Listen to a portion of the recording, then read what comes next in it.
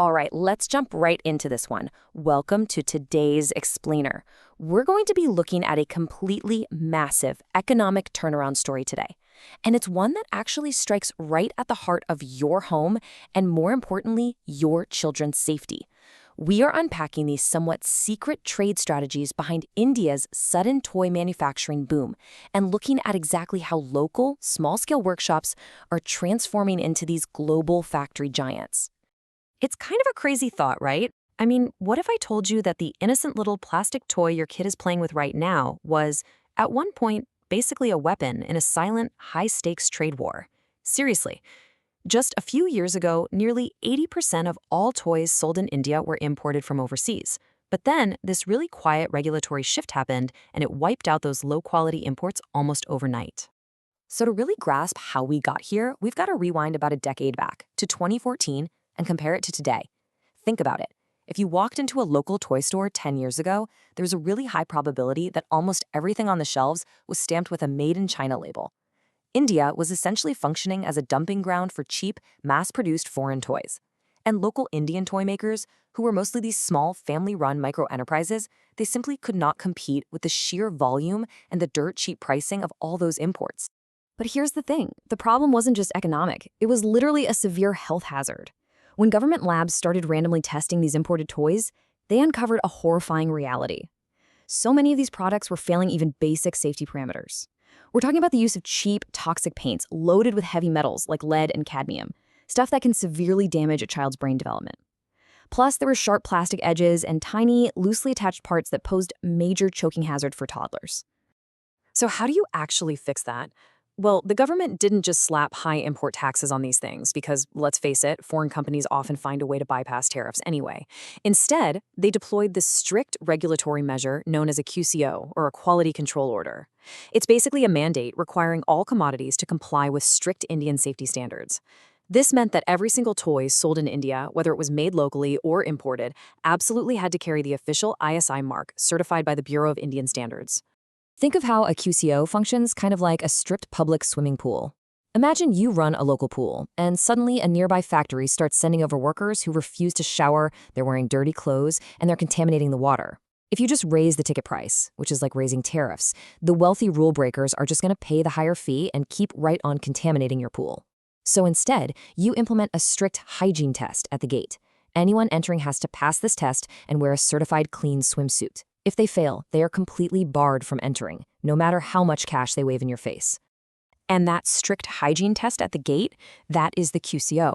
If a foreign manufacturer refused to let Indian inspectors physically audit their factories, or if they failed the chemical safety tests, their shipments were legally barred from crossing into Indian docks, full stop. So the crucial point here is that this one move completely shifted the entire game from raw price competition to absolute non-negotiable quality enforcement.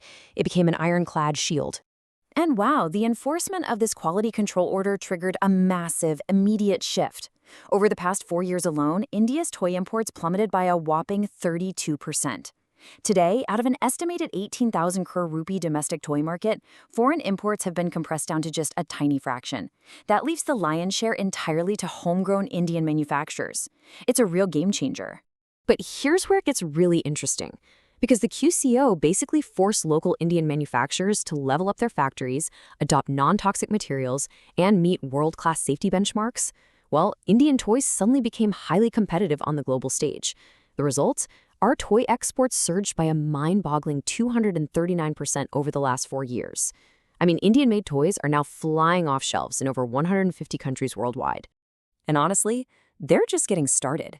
Recently, at the Toy Biz International Exhibition, Commerce and Industry Minister Piyush Goyal issued a pretty aggressive challenge to the domestic industry.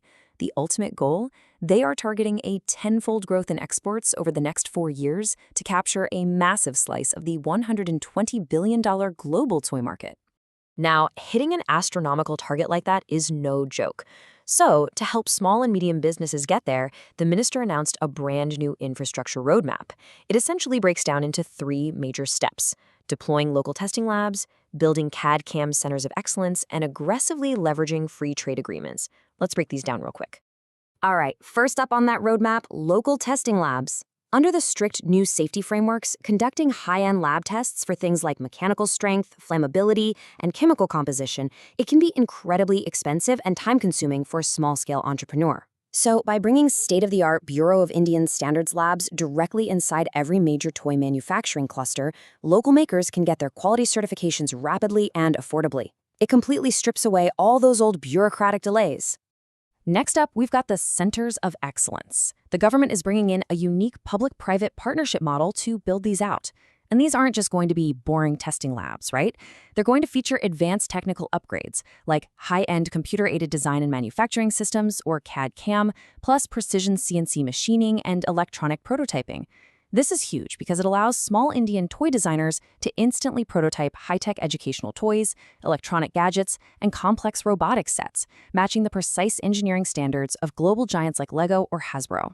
Now, naturally, there's been some intense pressure from international trade lobbies, basically begging India to ease its strict quality rules. But Minister Goyal took a very definitive stance on trade defense here.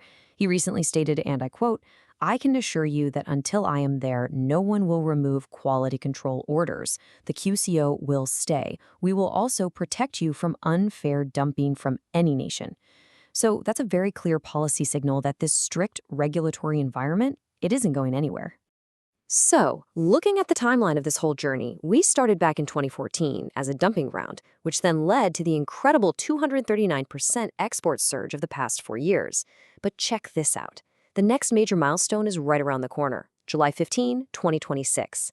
The minister highlighted that this highly anticipated India-United Kingdom free trade agreement is officially set to become operational then. That means Indian-made toys will get complete duty-free access to major wealthy consumer markets. They'll land on international shelves at highly competitive prices without paying heavy import taxes at British or European borders.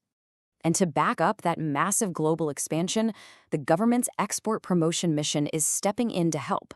They're actually providing direct financial assistance to Indian MSMEs to set up warehouses abroad, clear international logistics barriers, and strike direct supply contracts with global retail supermarkets and e-commerce platforms.